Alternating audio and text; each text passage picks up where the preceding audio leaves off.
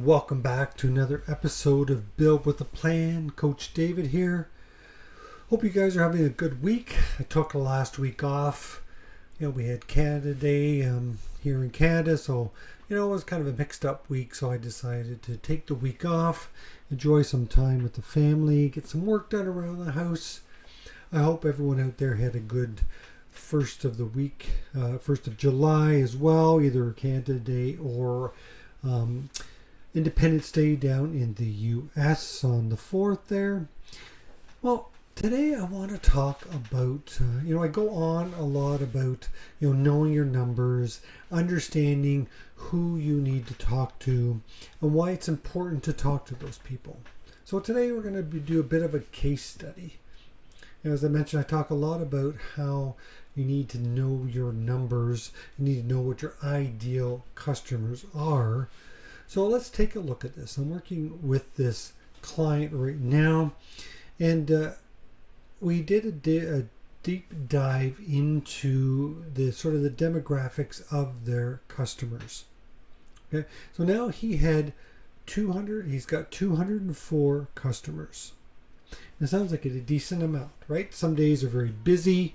Some days he's, got lots on the go. There are, what he's doing is busy, keeps going, but there's other days where there's not much going on. So when you look at it, 204 customers, great numbers depending on where you are. And again, what is the average sale? This business owner is doing okay, has a pretty good living right now, keeps him busy, but also has those opportunities when it's slower to take either the day off or the afternoon off, or, just do some stuff for himself or for his family. But let's take a little deeper dive again into those customers. Out of the 204 customers, there is 174 of them with an average yearly sale of only $430. So on average, those 174 customers only net him in sales $430. And that's not even just profit. That's just sales. However, the other 30 customers, the average yearly sale, now I did this over a 12-month rolling just so that we can understand what the last 12 months looks like, not the last 3 years. If you want to do a much deeper dive, you should go back 3 years, but right now we only went back 12 months year to date. Recap, 174 at only $430 per year from that customer. But there are 30 customers that have an average yearly sale of over $9,000 per customer. Right? So 30 customers times 9,000, you do the math, that's a pretty decent amount. But what was even more interesting is that we did a little deeper dive and found out that there is one segment that consists of 7 of his top customers is from one segment. And their yearly average sale is over $10,500.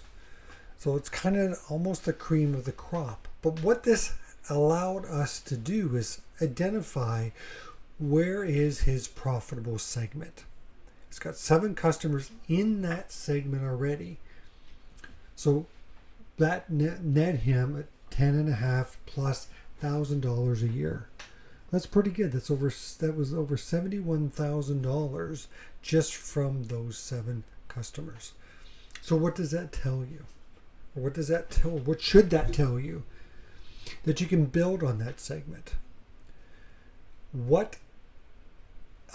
So you build on that segment. So you go, okay, so what does that mean? Okay, well, you know what those 7 customers, ideal customers, look like.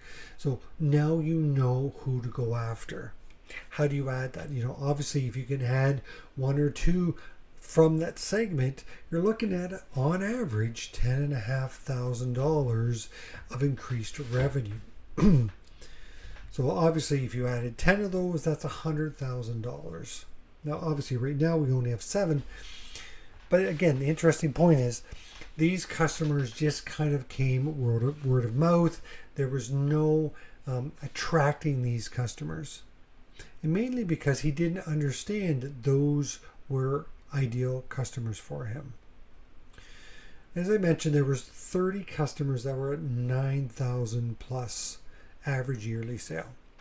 So how can you build on those 23 customers? The 7 again are in that segment. You know who they are and you can build on them and build that segment. But you could also look at the other 23 that are at the top of the list. What other problems can you solve that can add revenue to your bottom dollar? So there's things to think about there. Dig a little deeper. You can maybe segment those 23 and find out. One of them, of course, was the main one, but there's only one of those type of clients that he has. So we should also look at, okay, that one, top one was $65,000. So how can we attract more of those? Now the interesting thing is here, and the reason why I'm kind of,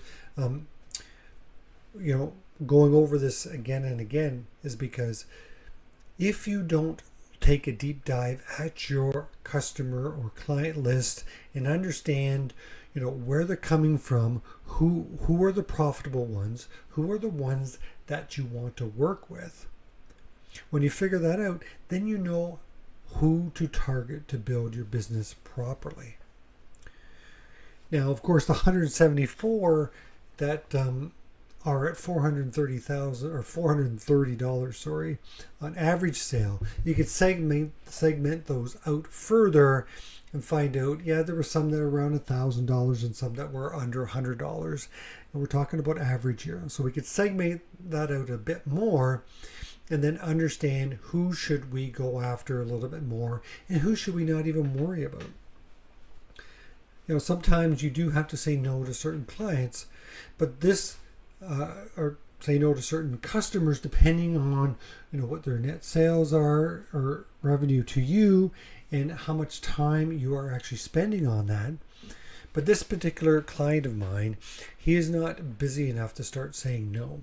There's time in the day, time in the week to bring on whatever client comes through the door at this moment. But then understanding who they are, you can be more discreet once you start attracting some more of the higher end clients that we want to look at. We want the 9,000 plus a year client, or even over 10,000, or even closer to the 65,000 of that other customer that he has. But unless you break out and do a deep dive on your customer list, your customer base, you don't know who you're attracting, you don't know who you want to work with, and you don't know who really are the profitable businesses that you want to work with. So my homework to you this week is break down, segment your customer list, your customer base. Do a sales by customer summary over the last 12 months, run that report that'll list the customer or client that you have, and it'll list the total sales that you invoice to that customer in the last 12 months. And then you can look at that and identify which are the ones that you really want to build on, and you can see ones that you don't want to focus any attention on. And if you're busy enough, you can start saying no to some of those very low revenue generating clients and focus on the higher revenue generating clients. Because at the end of the day, Build with a Plan podcast, the reason why I'm doing this is because I would like all the business owners out there to avoid a lot of the pitfalls and mistakes that I made, so that you can have a profitable business, that you can enjoy financial freedom and time freedom. And just think, once you build up your business to a certain level, then you can start employing people if you don't already have that, and you're helping other people enjoy life as well. Now, if you like what you hear here, if you like what you hear, please like, share, comment.